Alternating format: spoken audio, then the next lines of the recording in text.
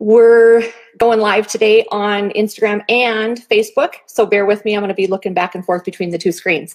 We're going to take a couple of minutes to talk about whether or not you are exercising for your desired body.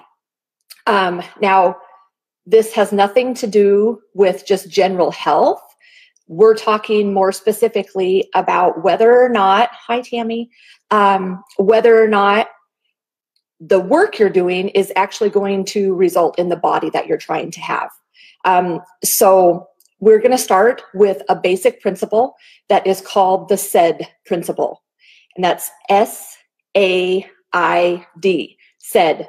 What it stands for is specific adaptation to imposed demands. Now, don't freak out when we're like, I don't want to know all this scientific side of things. It's very simple. As a human being, we are put under stress and our body wants to get better at managing that stress. And so we create adaptations, right? Pretty simple. It's how human beings have evolved and survived all these years, right? So our body will adapt to whatever kind of imposed stress we put upon it.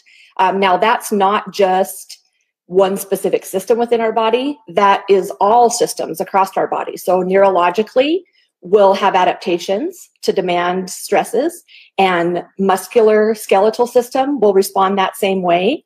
And so when it comes to exercise, what you need to be thinking about is the stresses that you're putting your body through in the form of exercise, whether or not you're actually getting the intended response from that movement.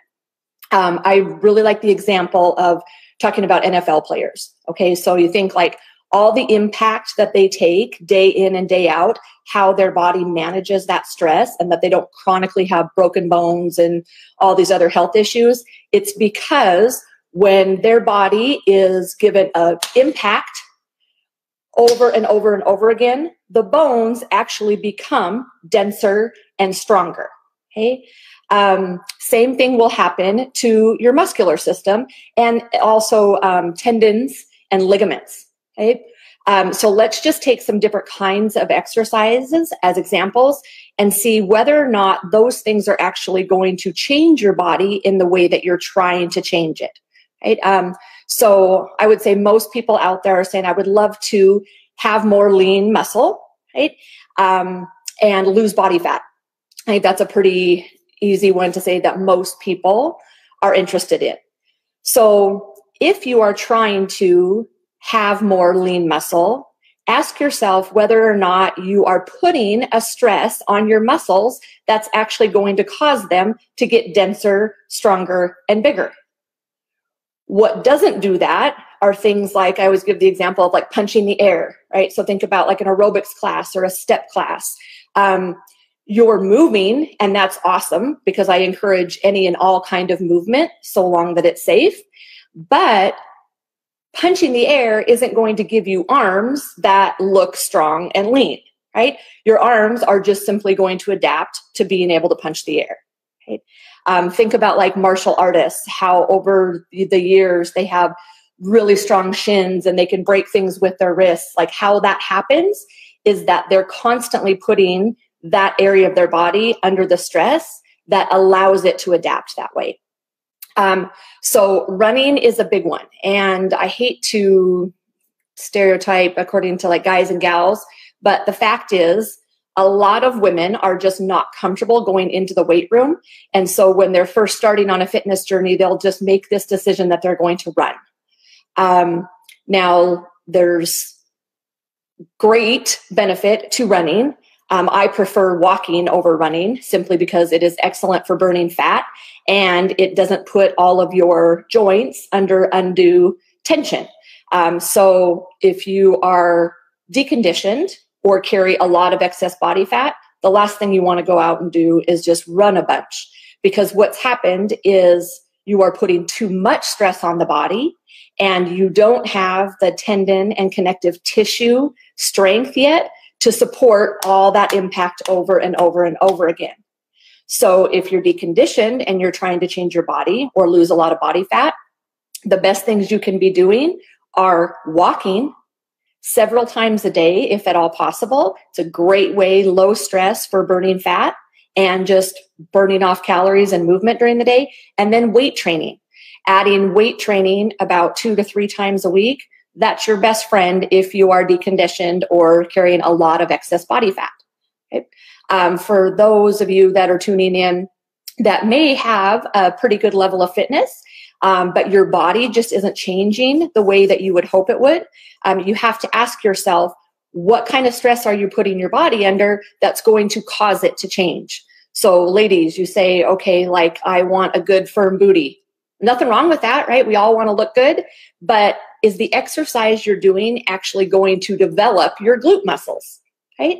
So if you're just doing a lot of yoga or just a lot of running and a lot of cardio on, let's say, a stair stepper or an elliptical, something along those lines, you are not going to build a big, strong booty doing those kind of exercises. So I won't belabor this. I just wanted to plant a seed in your head today and have you start thinking about, when you are doing exercise, is the exercise that you're doing going to get you the physical effect that you are going for? Tammy has a question. How do we know where to start with weight training? Oh, that's a good question. I'm going to be able to help you out so soon. So I am in the process of creating a program that's called Move, that is going to basically be as if I was a coach right there with you, except it's going to be an online program. So it is always best to make sure that you have an assessment. This program will allow you to run yourself through an assessment, and then it'll pop you into different weight training programs according to your current fitness level. And then there will be benchmarks for you to hit.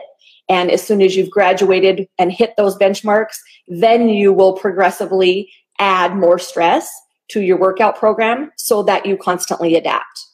Not knowing where everybody is in their local market, my best advice is start with body weight movements before you do any kind of weight training. And if you're looking to work with someone locally, then do some research and find a highly educated fitness instructor or coach, and make sure that you're asking good questions to that person about what their qualifications really are, and how many people that they've worked with, not just based on their appearance or maybe one little plaque that they have hanging in their office. So start with body weight exercises. If you're looking for something before I can get Move released, which will be by the end of this year, then work with a fitness coach locally in your market.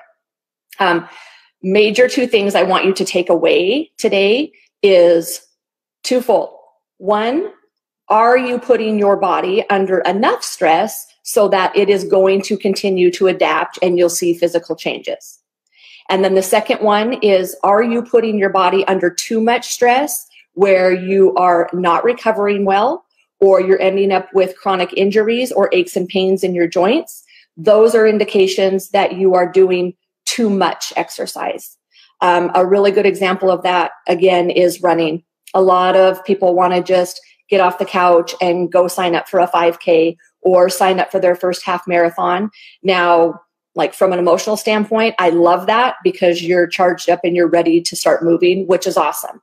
The problem is that it's most likely too much stress too soon. So if you are a runner and you are preparing for a half marathon or a triathlon, something along those lines, and you're ending up with things like stress fractures, shin splints, chances are you're doing too much too soon. So baby steps, and make sure that you're recovering well from the exercise that you're doing. And then be honest with yourself about whether or not that exercise is actually getting you the physical results that you are looking for, or if you're just sticking with what's comfortable. I don't think I have any other questions coming up, so we'll cut it there. I always appreciate you tuning in. Make sure you hit me up with any other questions. Always direct message me. I love to help. And then again, I'm really excited about the Move program that I'm developing, and it's going to be released in our EML membership site, which is our Eat, Move, Live membership site, that is going to give you all the nutrition advice and coaching that you need. And it's going to give you exercise programming that you need, and then just some good hands-on coaching from me to help you live your best life. And I can't wait to get that done. We're cranking hard. So hopefully that'll be done within the next couple of months. If you want to make sure that you get updates on when that's going to be released, go to my website, just evfats.com, and go to the Move section. And in there, you will be able to opt in to receive notices when it's going to be released. I know, Tammy, thank you. I'm so excited for it too. Yay, can't happen soon enough. I'm working hard. Okay. Thanks, guys. Have a great day. Talk soon.